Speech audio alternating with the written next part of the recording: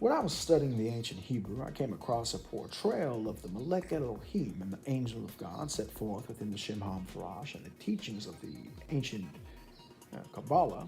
And what we end up looking at is a new way of the perception of God's fundamental principles: peace, patience, kindness, love, and the duality of light and darkness. Now, in this prayer, you notice the Shema Farash, the 72 names of God. What they've actually done is taken a Busaphijon encryption on the story from Exodus 14:19 through 22 and taken the 72 verses and put them into a very complex but also simple uh, amalgamation to where we end up seeing how each of these created prayers and variations are in a similar way as a myriad brought forth as almost an angel, if you will, but more so that it is within this that we find a variety of the different names of God, and it shows forth the different portions of God's characteristics and the contrast and duality of each of those spirits.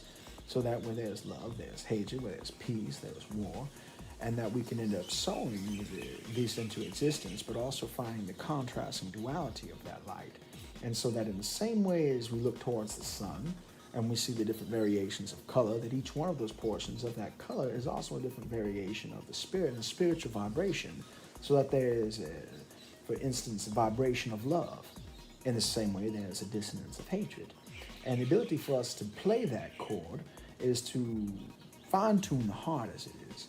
And God teaches us to look at the world not in every color, but black and white, and to see that this is righteousness and this is wickedness. Solomon uses the same way, but it is to tune that so that we then are able to change that perception and understand that for each of the hardships that we go through is balanced with the light and the blessing of God. So that when we face various trials or persecutions, or for instance in Romans when it says that for we know all things work together for good, it teaches us to accept the hardships of this world and to realize that an equal spiritual blessing is given in that.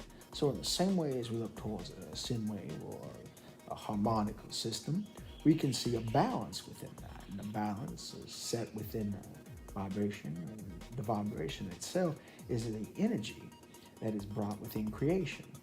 So that if we are to speak anything into existence, there is an equal and opposite forth of that creation. And we can see this within Christ as a perfect example. His sacrifice at the cross ended up building forth an eternal blessing. In the same amount of sufferings that he had, there is also an eternal amount of blessings.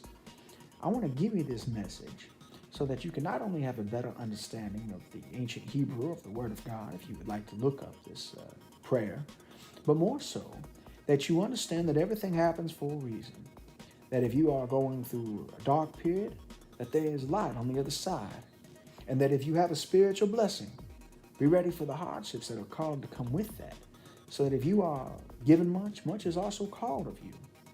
And that if you find yourself in a blessing state of peace, realize that it is that harmony that you have set forth within that balance of love, peace, patience, kindness, and gentleness.